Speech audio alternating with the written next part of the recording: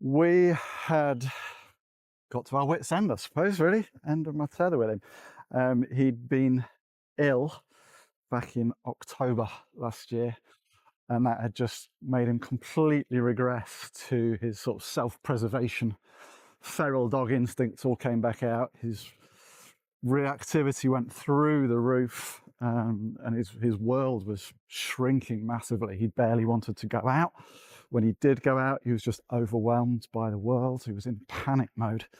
I think it was shortly after that was when I got in touch with you. Yeah.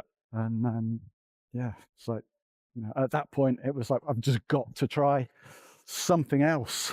Otherwise, we just can't go on like this. Not that I was thinking of rehoming him or anything like that, but yeah, it reached the point where I didn't know whether I was doing right or wrong by him. Gone down the whole kind of force-free, route, which I suppose everybody does. Everybody wants to go down that route to start with. Mm-hmm. Maybe 3 years ago, we'd gone to a gun dog trainer with him, and with him we'd conditioned him to wear a slip lead. Yep. So we were all, taking away that anxiety has changed his. It's not hyperbole to say it's changed his life and my life, that we can be walking around like this with your two, Laura's boy, and we're just about to pass another dog here, and he's not bothered. Yeah. So. And previously, making that sort of approach to a dog, well, it's just unthinkable, really. Yeah. Like, off the lead wasn't going to happen. Hadn't happened for a long time. He'd be on a long line. He was kind of fixating on dogs from miles away. Mm-hmm. Lunging, barking. We were, you couldn't pass a dog on the same side of the street. Yeah. We were crossing the road, hiding behind cars, all that, everybody goes through it, don't they? Yeah. It's not unique to him. Nice. And now, we can. So yeah, it's been a game. Talk me through like the changes that you've seen in him across this time. He's just much more confident in himself, isn't he, now?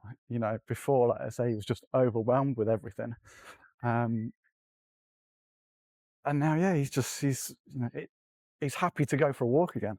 Yeah. Like I say, we'd got to the point where neither of us particularly wanted to go for a walk. Yeah. He didn't when he was ill, and I didn't when he was, really being a reactive nightmare. Yeah.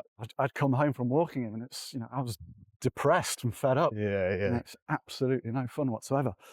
Whereas now, I've gone back to, hour and a half walks in the morning before work and at the weekends, and it's, that's the way to start your day. That's what you want, isn't it? And that had disappeared, and that's come back now. So yeah, it's life-changing, because previously we couldn't take him anywhere.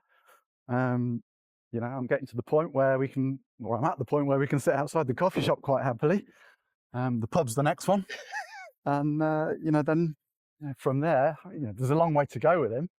Yeah. He's not a finished article by any means, is he now? But no, he's infinitely better than he was when we started. Yeah. So it's just a progression from here. We'll keep working on him, and then obviously the big thing is him letting people touch him. Yeah. No, we're almost best mates here. Almost. Why might you recommend this to anxious, reactive dogs? I mean, I came into this, like I said, just needing to try something else. I felt like I'd tried, as much as I could do myself, and came into it with kind of, not with no expectations, but no sort of set expectations. Yeah. I didn't think, right, at the end of this, we have to be able to do this, that, and the other. It was just like, if his life can get better through this, then it's worth doing. And his life is infinitely better than it was 8-10 weeks ago, whenever it was we started. You've only got so many years with your dog, haven't you? And a friend rationalized it to me when I was talking about him and and the costs. It's like, well, work that out per week, per month over the rest of his 5-7 years that he's got left. And you soon realize that whatever it costs is worth doing to give them a better life. Yeah.